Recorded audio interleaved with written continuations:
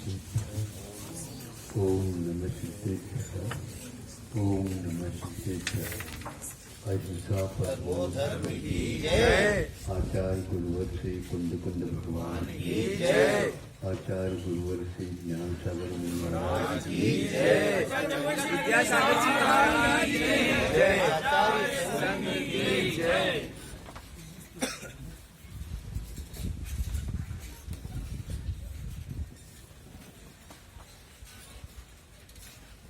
इस शरीर का इस आत्मा के साथ, अथवा यूँ कहो इस शरीर को पैदा करता है ये आत्मशक्ति।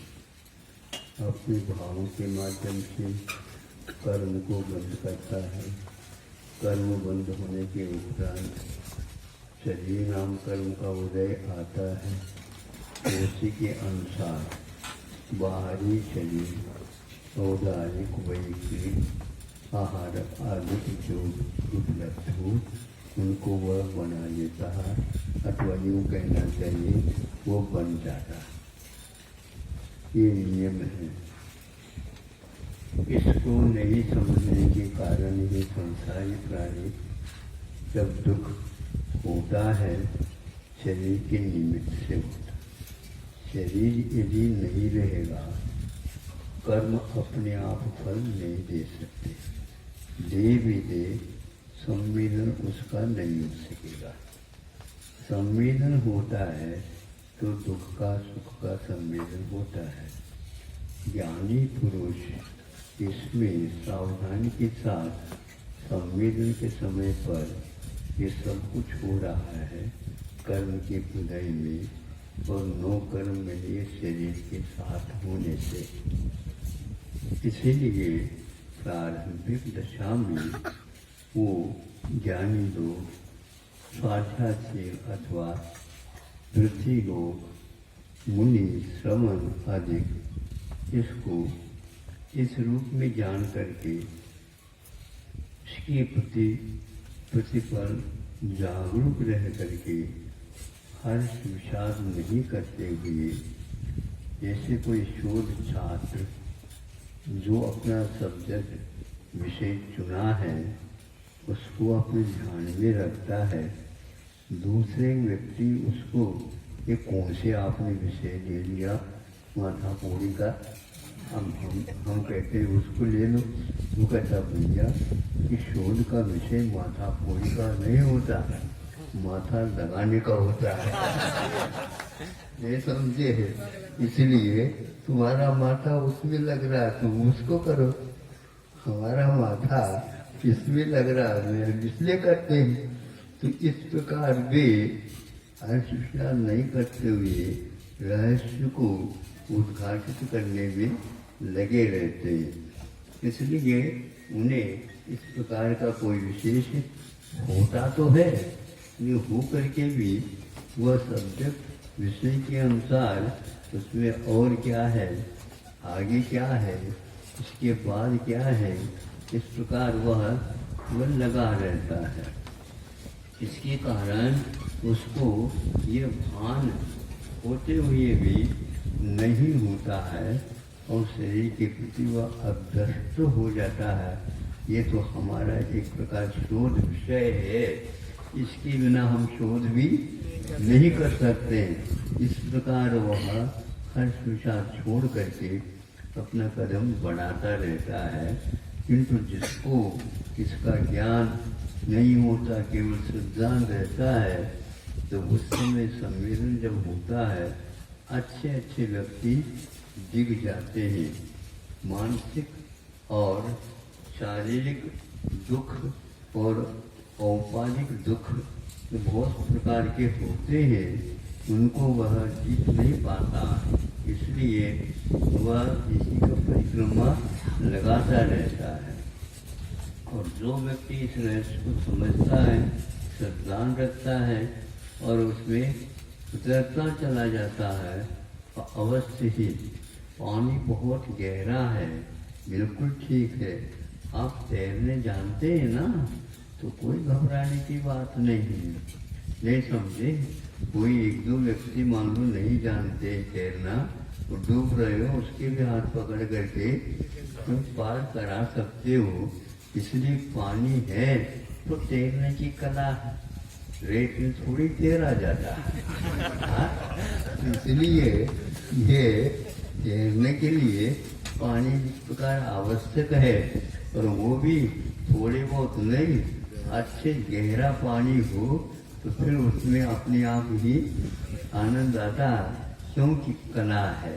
उस पानी से, उस अपारता से वह उससे डर नहीं लगता, और वह अनेकों को साहस दिला करके तुम पीछे पीछे हो जाओ, तो रस्सी मान लो अपने कमर में, और वह चला जाता है।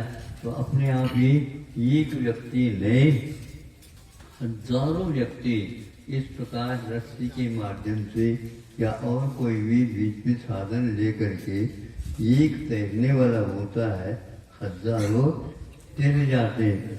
लेकिन विश्वास उनको होना चाहिए, नहीं तो वह बीच में डूब जाएगा। विश्वास यदि है, ज्ञान नहीं होते हुए भी तैरना नहीं भी आता है, तो भी हाउ कह करके उसके पीछे हो जाए तो वह पार हो जाता है। ये बहुत बड़ा मनोवैज्ञानिक तथ्य है। विश्वास के लिए भी अपने आप को समर्पित करना होता है, ये भी आसान नहीं है, बल्कि दिमाग में फितूरी आ जाती है। विश्वास में फितूरी नहीं, जो ज्यादा नहीं जानता भाई ये हमारा काम नहीं है, हमें तो नहीं बताया, इसके ऊपर विश्वास रखना, पार हो जाएंगे, बस हम कुछ नहीं जानते, बस उसको पकड़े रहो। जिसको बुंदेलखंड में छुट्टा पकड़ लो, छुट्टा याद है, शहरी वातावरण भूले नहीं। बुंदेलखंड के यहाँ पर कई लोग आकर के बस गए कि छुट्टा समझते हो, नगर वालों को छुट्टा क्या होता पता नहीं है। हम बुंदेलखंड में रहने से हमें मालूम पड़ गया छुट्टा क्या होता है। पकड़े रहो, उसको छोड़ो नहीं, तो अपने आप पार हो जाएंगे। साहस की बात है, और जितना विश्वास को आप बढ़ाएंगे उतना साहस आता जाएगा। और जितना ज्ञान तो हो गया, विश्वास कमजोर है तो वह फेल हो जाएगा, अथवा कई व्यक्तियों के लिए वह अनुत्तीर्ण होने में कारण बन जाएगा, विफल बन जाएंगे।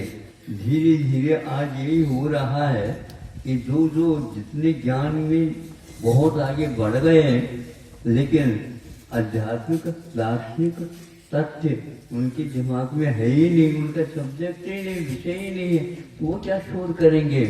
तो वह बोध भी नहीं रखते और शोध भी नहीं रखते, तो वह ऐसी दशा में अधीरा हो जाते हैं। जो वर्तमान में प्रसंग आया आप लोगों के सामने, भारत को ज्यादा विशेष कुछ नहीं हो रहा है, इन अन्यत्र जो है इसका रूप अलग ही होता जा रहा है। अज्ञान की दशा में होती है, लेकिन भारत ने हमेशा इस प्रकार के परिस्थितियों में भी अपना अनुभव, अपना विश्वास, अपना इतिहास, संस्कृति के अनुसार उन लोगों को भी सांत्वना दे करके और आत्मीयता के साथ उनको भी साथ दिया है, उनके साथ संबंध भी रखा, ऐसा नहीं, लेकिन संबंध रखते हुए भी उनका नहीं होता। भारत अपना बना लेता सबको, उनका नहीं होता। इसलिए नहीं होता कि भाई तैरने वाला तो होता है, अपने आप की रक्षा भी करता रहता है, वह कमर नहीं देता कभी भी, या हाथ भी नहीं देता। तुम अब पकड़ो इसको, ये लकड़ी देख लो, ये छुट्टा देख लो, इसको पकड़ोगा तो और कुछ नहीं मिलेगा, तुम डूबोगे नहीं, क्योंकि हाथ यदि मार दो आपका पकड़ लेगा तो तैरोगे क्या? हाँ, तो दोनों डूब जाएंगे। वो तो पहले ही नहीं जानता तैरना, और हम तैरने के लिए जो हाथ है पकड़ लेगा तो क्या करेंगे आप? दोनों डूबेंगे। इसलिए बहुत होशियारी के साथ किसी को सहारा देना हो तो दे दो, नहीं तो वह तो जाएगा, लेकिन आपको भी लेकर ही जाएगा। इसलिए कलाकार जो होता है तैरने वाला, अपने आप की रक्षा के साथ उसके जो नहीं हो पाता उसको अपना बना करके इशारा दे करके चलता रहता है। इसी प्रकार अपने को आगे इस संसार के महासमुद्र को भी पार करना है। गुरु हमारे लिए सहारे हैं, दिव्य गुरु शास्त्र इसके आधार लेकर के हमें आगे बढ़ना है। अहिंसा परमो धर्म।